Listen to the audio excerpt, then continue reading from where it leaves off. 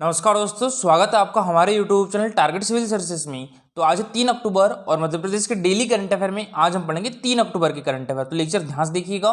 और दोस्तों, इसने वीडियो को लाइक नहीं किया तो लाइक और शेयर जरूर कर दीजिए। अगर आप इस चैनल पर नए हो तो सब्सक्राइब भी कर लीजिए।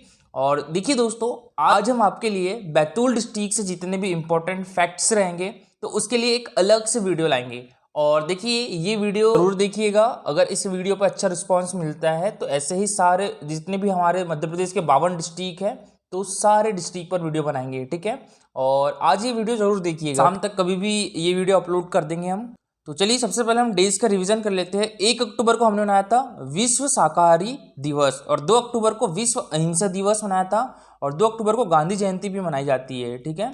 देखिए, इस बार हमने कौन सी गांधी जयंती मनाई है? 152वीं गांधी जयंती मनाई है, ठीक है। 2021 में हमने 152वीं गांधी जयंती मनाई है। और देखिए दोस्तों, 2 अक्टूबर को ही हमारे देश के जो दूसरे प्रधानमंत्री है लाल बहादुर शास्त्री, तो इनकी भी जयंती मनाई जाती है। तो 2 अक्टूबर 1904 में लाल बहादुर शास्त्री जी का जन्म हुआ था। और ताशकंद में 10 जनवरी 1966 को भारत और पाकिस्तान के एक बीच समझौतों पर दस्तखत के बाद उसके अगले ही दिन यानी 11 जनवरी 1966 को उनका निधन हो गया था। 2 अक्टूबर को शास्त्री जी की 118वीं जयंती मनाई गई है, ठीक है। 2021 में शास्त्री जी की कौन सी जयंती मनाई गई है? 118वीं जयंती मनाई गई है। और 9 जून 1964 से 11 जनवरी 1966 को अपनी मृत्यु तक भारत के प्रधानमंत्री रहे, और उन्होंने हमें जय जवान और जय किसान का नारा भी दिया था। और देखिए दोस्तों, ये है हमारा Telegram channel target civil services. तो इस पर डेली 20 क्वेश्चन का क्विज होता है, जिसमें 10 क्वेश्चन जो रहते हैं मध्य प्रदेश जीके से रहते हैं, जो कि प्रीवियस ईयर एग्जाम में पूछे भी जा चुके हैं और एग्जाम पर्सपेक्टिव से भी मोस्ट इंपॉर्टेंट होते हैं, ठीक है। तो जरूर अटेंड करिएगा। और 5 क्वेश्चन दोस्तों Madhya Pradesh daily current affair से होते हैं, जो इंपॉर्टेंट करंट अफेयर रहते हैं उनको ही इंक्लूड किया जाता है। और 5 क्वेश्चन जो रहते हैं वो नेशनल करंट अफेयर्स होते हैं। देखिए दोस्तों, हमारे यूट्यूब चैनल पर डेली नेशनल करंट अफेयर का वीडियो भी अपलोड किया जाता है, तो आप जरूर देखिएगा। और इस टाइप से इसका रिजल्ट निकलता है। तो जो कल हमारा 68वां क्विज हुआ था, उसमें जो फर्स्ट रैंक आई है वो आई है संजय चौरसिया की, और जो सेकंड रैंक आई है वो सलमान की आई है, और जो थर्ड रैंक है वो काजल की आई है। दोस्तों, आप भी इस क्विज में पार्टिसिपेट कर सकते हो। आपको टेलीग्राम चैनल की लिंक हमारे वीडियो के डिस्क्रिप्शन बॉक्स में मिल जाएगी। और देखिए दोस्तों, किसी किसी का जो क्विज है उसमें कैंसल बताता है, ठीक है। तो आप हमारे इंस्टाग्राम चैनल पर मैसेज कर दीजिएगा, मैं उसको सॉल्यूशन बता दूंगा।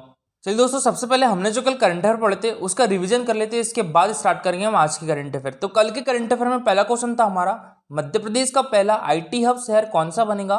तो ये बनेगा हमारे मध्य प्रदेश की आर्थिक एवं औद्योगिक राजधानी इंदौर। तो इसका आंसर क्या था? Option number A. और देखिए, जो एयरपोर्ट अथॉरिटी ऑफ इंडिया के रीजनल मैनेजर है, तो इन्होंने कहा है कि इंदौर, भोपाल, जबलपुर और ग्वालियर के एयरपोर्ट को एक्सपोर्ट हब के रूप में विकसित किया जाएगा। और दोस्तों, हमारे देश की जो आईटी सिटी है वो किसे कहा जाता है? तो वो कर्नाटक की राजधानी बेंगलोर को कहा जाता है। और देखिए, अभी हाल ही में मध्य प्रदेश सरकार का लक्ष्य है कि 5 साल में देश के कुल निर्यात में मध्य प्रदेश का हिस्सा 5% तक बढ़ाया जाए। तो दोस्तों, अभी मध्य प्रदेश का हिस्सा कितना है? तो ये मात्र 2% है, ठीक है। 2017 में 1.5% था, फिर 2020 में बढ़ के ये 2% हो गया है, और अब 5 साल में यानी 2025-26 तक की इसको 5% तक बढ़ाया जाएगा। नेक्स्ट क्वेश्चन था हमारा, हाल ही में इंदौर के डॉक्टर अदिति वेद को 32वें राष्ट्रीय प्रबंध सम्मेलन में सर्वश्रेष्ठ केस पुरस्कार से सम्मानित किया गया है। तो इस सम्मेलन का आयोजन जो है वो किस राज्य में किया गया?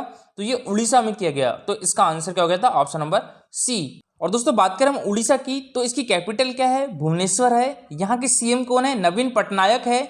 और यहाँ के जो राज्यपाल है उनका नाम क्या है? गणेशी लाल है। और हाईकोर्ट के मुख्य न्यायाधीश कौन है? एस मुरलीधर है। और उड़ीसा में विधानसभा सीटों की संख्या कितनी है? 147 है। यहाँ पर लोकसभा सीटों की संख्या कितनी है? 21 है। और जो राज्यसभा सीट की संख्या है वो कितनी है? तो 10 है। और उड़ीसा में चिल्का झील भारत की सबसे बड़ी खारे पानी की झील है, इसे लैगून झील भी कहते हैं। और जो भारत का सबसे लंबा बांध है वो कौन सा है? हीराकुंड बांध है। यह उड़ीसा के महानदी पर स्थित है। नेक्स्ट क्वेश्चन था हमारा, रक्षा अनुसंधान एवं विकास स्थापना यानी DRDE, इसकी फुल फॉर्म क्या होती है? Defence research and development establishment, ठीक है। इसका मुख्यालय कहाँ पर है? ये ग्वालियर में है। और DRDO यानी defence research and development organisation, तो इसका मुख्यालय कहाँ पर है? ये न्यू दिल्ली में है। तो अभी DRDA के नए डायरेक्टर किसे नियुक्त किया गया है? तो ये किया गया है डॉक्टर मनमोहन परिदा को, और ये है डॉक्टर मनमोहन परिदा, ठीक है। इसके पहले कौन थे डायरेक्टर? तो ये डॉक्टर DK दुबे थे। ठीक है, ये है डॉक्टर DK दुबे। और देखिए दोस्तों, DRDO की ही एक बॉडी है DRDE। तो जो DRDE है यानी defence research and development establishment, तो इसकी स्थापना 1973 में हुई थी और इसके अभी डायरेक्टर को नियुक्त किए गए हैं डॉक्टर मनमोहन परिदा है। और बात करें DRDO की तो इसके अभी चेयरमैन कौन है, डॉक्टर G सतीश रेड्डी है। ठीक है, इसकी स्थापना 1958 में हुई थी और इसका आदर्श वाक्य क्या है, बलस्य मूलम विज्ञानम। नेक्स्ट क्वेश्चन था हमारा IFL Hurun India rich list 2021 में मध्य प्रदेश के सबसे अमीर आदमी कौन बन गए हैं, तो ये दिलीप सूर्यवंशी, और ये है दिलीप सूर्यवंशी। और दोस्तों हमारे देश का सबसे अमीर आदमी कौन बन गए हैं, तो ये मुकेश अंबानी। ठीक है, तो चलिए दोस्तों अब स्टार्ट करते हैं हम आज के करंट अफेयर। तो आज के करंट अफेयर में पहला क्वेश्चन है हमारा, मध्य प्रदेश का पहला पुलिस म्यूजियम किस जिले में बनाया जाएगा, तो ये बनाया जाएगा बैतूल डिस्ट्रिक्ट में। ठीक है, बैतूल डिस्ट्रिक्ट के रानीपुर में बनाया जाएगा। तो इसका आंसर क्या हो जाएगा, ऑप्शन नंबर C। और एक बार फिर से बता दूं दोस्तों, बैतूल डिस्ट्रिक्ट पर एक नया वीडियो आने वाला है, तो जरूर देखिएगा। ठीक है, तो देखिए बैतूल के रानीपुर थाने के पुराने भवन को पुलिस म्यूजियम बनाया जाएगा और कभी इस थाने से स्वतंत्रता सेनानियों ने हथियार लूट लिए थे। ऐसी सभी सामग्री के साथ आज़ादी के लड़ाई से संबंधित और पुलिस से संबंधित ऐतिहासिक चीजें रखी जाएगी। अच्छा, बैतूल की SP कौन है, सीमाला प्रसाद है। और देखिए पुलिस म्यूजियम में पुलिस संग्रहालय, पुलिस रिकॉर्ड, अपराध की दुनिया में कदम रखने वाले को सबक और संदेश जैसे साहित्य रखे जाएंगे। और म्यूजियम को बड़ा रूप देने के लिए इतिहासकारों एवं साहित्यकारों का भी सहयोग लिया जाएगा, जबकि अदालत और पुलिस के मालखानों से पुराने हथियार व पुलिस उपयोग में आने वाली पुरानी वस्तुएं प्रदर्शन के लिए रखी जाएगी। और देखिए दोस्तों, बैतूल से 22 किलोमीटर दूर रानीपुर में यह थाना अंग्रेजी शासनकाल में 1913 में बना था। 7 कमरों वाले इस भवन में सालों तक थाना लगता रहा और नया थाना भवन बनने के बाद पुराने थाने को खाली कर इसमें जब्ती माल रखा जाने लगा। देखिए दोस्तों, स्वतंत्रता सेनानी विष्णु सिंह गोंड ने 1930 में यहाँ जंगल सत्याग्रह के समय थाने पर हमला कर हथियार लूट लिए थे और साथियों के साथ हमला करने वाले विष्णु सिंह ने थाने में आग भी लगा दी थी। इसके 2 लकड़ी के खंभों पर आज भी कुल्हाड़ियों के निशान बने हुए हैं जब सेनानी विष्णु सिंह ने यहाँ पर हमला किया था। नेक्स्ट क्वेश्चन है हमारा, हाल में प्रगति पुरस्कार 2021 से किसे सम्मानित किया गया है, तो ये किया गया है श्री रितेश सिरोठिया को। तो इसका आंसर क्या हो जाएगा, ऑप्शन नंबर B। ठीक है, श्री रितेश सिरोठिया।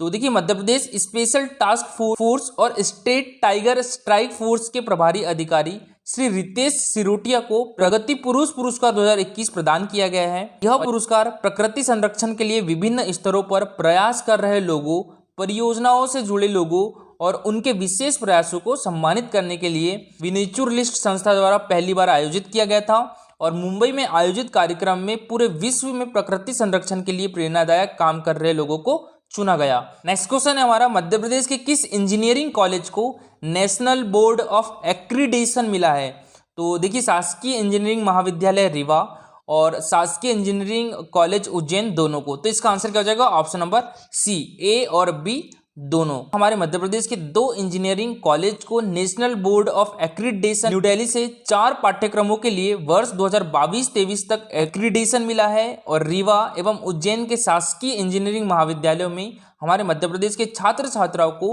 उच्च कोटि की तकनीकी शिक्षा मिलने की प्रमाणिकता प्राप्त हो गई है। और तकनीकी शिक्षा मंत्री जो है हमारे मध्य प्रदेश की श्रीमती यशोधरा राजे सिंधिया, ये हमारे मध्य प्रदेश की खेल मंत्री भी है। तो इन्होंने जानकारी दी है कि रीवा एवं उज्जैन इंजीनियरिंग कॉलेज के इन पाठ्यक्रमों की शिक्षा को अब राष्ट्रीय स्तर के संस्थानों जैसे IIT हो गया, NIT हो गया, तो इसके समक्ष माना जाएगा। और उन्होंने बताया कि नेशनल बोर्ड ऑफ एक्रीडेशन की 8 सदस्यीय टीम द्वारा इन महाविद्यालयों की ऑफलाइन एवं ऑनलाइन विजिट कर संस्था के संपूर्ण संस्थानों, प्रयोगशालाओं, अध्यापकों की गुणवत्ता, पूर्व और वर्तमान छात्रों की शैक्षणिक गुणवत्ता तथा फीडबैक की गहन जांच करते हुए इन संस्थानों को प्रमाणिकता प्रदान की गई है। नेक्स्ट क्वेश्चन है हमारा और आज का सबसे इंपॉर्टेंट क्वेश्चन है, मध्य प्रदेश सरकार ने 2020 के लिए किस संस्थान को राष्ट्रीय महात्मा गांधी सम्मान से सम्मानित किया है, तो ये किस संस्थान को किया है दोस्तों, भटके विमुक्त विकास प्रतिष्ठान। और ये कहां पर है, ये हरियाणा में है। तो इसका आंसर क्या हो जाएगा, ऑप्शन नंबर A। ठीक है, और देखिए इस बार मध्य प्रदेश सरकार ने 2 संस्थाओं को राष्ट्रीय महात्मा गांधी सम्मान से सम्मानित किया है। तो जो 2019 के लिए सम्मानित किया है वो अखिल विश्व गायत्री परिवार को किया है, 2020 के लिए भटके विमुक्त विकास प्रतिष्ठान और 2019 के लिए अखिल विश्व गायत्री परिवार। तो दोस्तों जो 2018 के लिए किस संस्थान को राष्ट्रीय महात्मा गांधी सम्मान से सम्मानित किया गया था, लोकायुक्त पुणे को, ठीक है, 2018 का लोकायुक्त पुणे को। और जो 2017 का राष्ट्रीय महात्मा गांधी सम्मान है तो वो किस संस्था को सम्मानित किया गया था, गांधी विचार परिषद वर्धा। देखिए दोस्तों, हमारे मध्य प्रदेश गवर्नमेंट के द्वारा 1995 से राष्ट्रीय महात्मा गांधी सम्मान दिया जाता है, ठीक है। तो जो पहला महात्मा गांधी राष्ट्रीय सम्मान है वो किसे मिला था, कस्तूरबा गांधी ट्रस्ट इंदौर को मिला था 1995 में, ठीक है। और इसमें जो पुरस्कार राशि है वो कितनी दी जाती है, तो 10 लाख रुपए दी जाती है। तो याद रखिएगा, जो मिला था लोक भारती शिक्षा समिति सनोसरा गुजरात को दिया गया था 1996-97 में। और 2016-17 में किसे मिला था, शांति साधना आश्रम गुवाहाटी, 2017 में गांधी विचार परिषद वर्धा, 2018 में लोकायुक्त पुणे, 2019 में अखिल विश्व गायत्री परिवार और 2020 में भटके विमुक्त विकास प्रतिष्ठान। तो देखिए, मुख्यमंत्री शिवराज सिंह चौहान ने गांधी जयंती के अवसर पर गांधी विचार दर्शन के अनुरूप कार्य करने वाली 2 संस्थाओं को राष्ट्रीय महात्मा गांधी सम्मान से सम्मानित किया है। और वर्ष 2019 के लिए हरिद्वार की संस्था अखिल विश्व गायत्री परिवार और वर्ष 2020 के लिए उस्मानाबाद की संस्था भटके विमुक्त विकास प्रतिष्ठान को सम्मान प्रदान किया गया है। और राष्ट्रीय महात्मा गांधी सम्मान के अंतर्गत प्रत्येक संस्था को 10 लाख रुपए की आयकर मुक्त राशि सम्मान पट्टिका, साल व श्रीफल से सम्मानित किया जाएगा। हमारे देश के राष्ट्रपिता महात्मा गांधी की स्मृति में गांधी विचार दर्शन के अनुरूप समाज में रचनात्मक पहल, सांप्रदायिक सद्भाव एवं सामाजिक समरसता को प्रोत्साहित करने के उद्देश्य से मध्य प्रदेश शासन ने वर्ष 1995 से यह सम्मान स्थापित किया था, ठीक है। तो याद रखिएगा, इस सम्मान की शुरुआत कब की गई थी, 1995 में की गई थी। राष्ट्रीय महात्मा गांधी सम्मान किसी भी संस्था को प्रदान किया जाने वाला मध्य प्रदेश का सबसे बड़ा सम्मान है। देखिए, जो अखिल विश्व गायत्री परिवार है तो इन्होंने नारी जागरण, युवा जागरण, कला संस्कृति के आदर्श निर्मित राष्ट्रयुग का निर्माण किया है। और दूसरी संस्था भटके विमुक्त विकास प्रतिष्ठान ने गांधी जी के आदर्शों के अनुरूप शिक्षा, स्वावलंबन एवं सम्मान जैसे मूल्यों को पुनर्स्थापित किया है। और ये दोनों संस्थाएं निरंतर नई पीढ़ी के स्वावलंबन जीवन निर्माण के लिए राष्ट्र के साथ मिलकर शैक्षिक, सामाजिक और रचनात्मक कार्यों के लिए गहरे समर्पण का परिचय देते हुए महत्वपूर्ण कार्य कर रही है। तो कल का हमारा क्वेश्चन था, मध्य प्रदेश का गठन किस आयोग की अनुशंसा पर किया गया है, तो ये फजल अली आयोग की अनुशंसा पर। तो इसका आंसर क्या हो जाएगा, ऑप्शन नंबर ए। और दोस्तों देखिए, सभी लोगों ने बहुत अच्छा आंसर किया था। कल का सबसे अच्छा आंसर किया है रोहित विश्वकर्मा और प्रीति, दोनों ने बहुत अच्छा आंसर किया है। तो देखिए, रोहित विश्वकर्मा के द्वारा बताया गया मध्य प्रदेश का गठन फजल अली आयोग की अनुशंसा पर किया गया था। फजल अली आयोग की बात करें तो इसका गठन दिसंबर 1953 में हुआ था।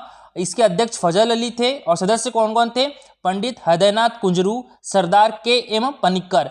इस आयोग की अनुशंसा पर 14 राज्यों का गठन किया गया था, जिसमें हमारे मध्य प्रदेश भी शामिल है, और 6 केंद्र शासित प्रदेश का गठन किया गया था। देखिए, कल एक और क्वेश्चन पूछा था हमने, भूरी भाई चित्रकार के बारे में पूछा था। तो इनका संबंध किस डिस्ट्रिक्ट से है, झाबुआ डिस्ट्रिक्ट से है, ठीक है, झाबुआ डिस्ट्रिक्ट के पिटोल गांव से। दोस्तों, भूरी भाई भारत के सबसे बड़े आदिवासी समूह भीलों की समुदाय से है। दोस्तों, आज के लिए आपका क्वेश्चन है, एमपीपीएससी 2010 में पूछा गया था, मध्य प्रदेश में प्रागैतिहासिक शैलचित्र कहाँ पाए जाते हैं, बांध की गुफाएं, उदयगिरी, सेनागिरी या भीमबेटका, ठीक है। तो इसका आंसर पूरा डिटेल में दीजिएगा। और दोस्तों, आज के लिए इतना ही। अगर आपको लेक्चर अच्छा लगा हो तो लाइक और शेयर जरूर करिएगा। अगर आप इस चैनल पर नए हो तो सब्सक्राइब भी कर लीजिए। Thank you so much guys for watching this video.